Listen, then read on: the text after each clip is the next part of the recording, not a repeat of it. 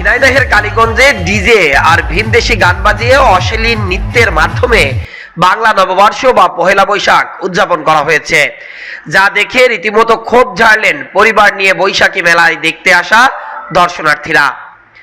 কথায় আছে, একটি জাতিকে যদি পরাধীন করতে হয় তাহলে সবার আগে তার মুখের ভাষা কেড়ে নিতে হয়, আর একটি জাতিকে যদি ধ্বংস করতে হয় সবার আগে তার সংস্কৃতিকে ধ্বংস করতে হবে। তাই আকাশ সংস্কৃতির হাত থেকে দেশীয় সংস্কৃতি বাঁচানোর জন্য বৈশাখ মাসের প্রথম দিন নানা আয়োজনে বাংলা নববর্ষ উদযাপন করেন বাঙালিরা। তবে বৈশাখ আসলেই বটমূলে ছুটে যায় বাঙালিরা, সেখানেই বসে মেলা, মেলায় পসরা সাজিয়ে বসেন নানা দোকানিরা। এশিয়া মহাদেশের সব থেকে প্রাচীন ও বড় বটগাছ এই ঝিনাইদহে অবস্থান।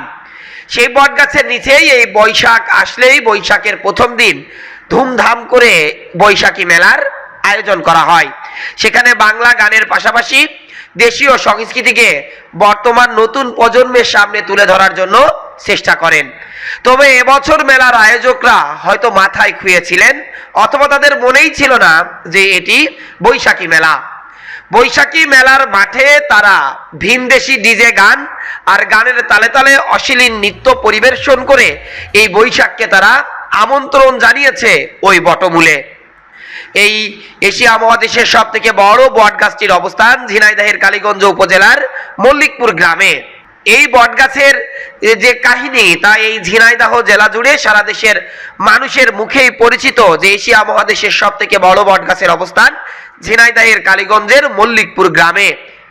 এই যে বৈশাখী মেলা এখানে অনুষ্ঠিত হয়, যেটি বেশ অনেক বছর ধরে এই বটমূলে বা এই যে বটগাছের ছায়ায় এই গ্রামীণ মেলা এবং একই সাথে বাঙালি লোক সাহিত্যের যে গানগুলো থাকে সেই গানেরও আয়োজন করা হয়।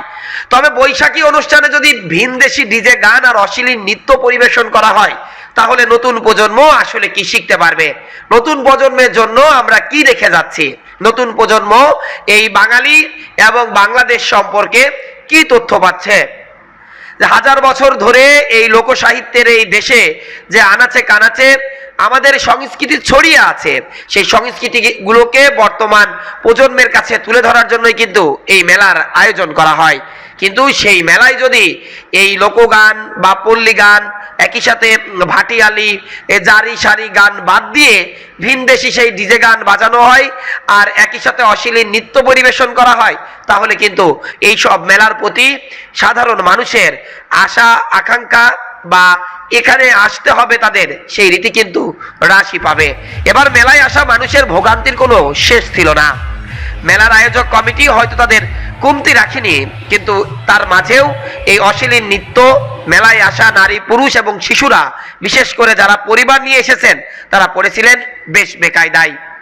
Desk report, eagle TV news.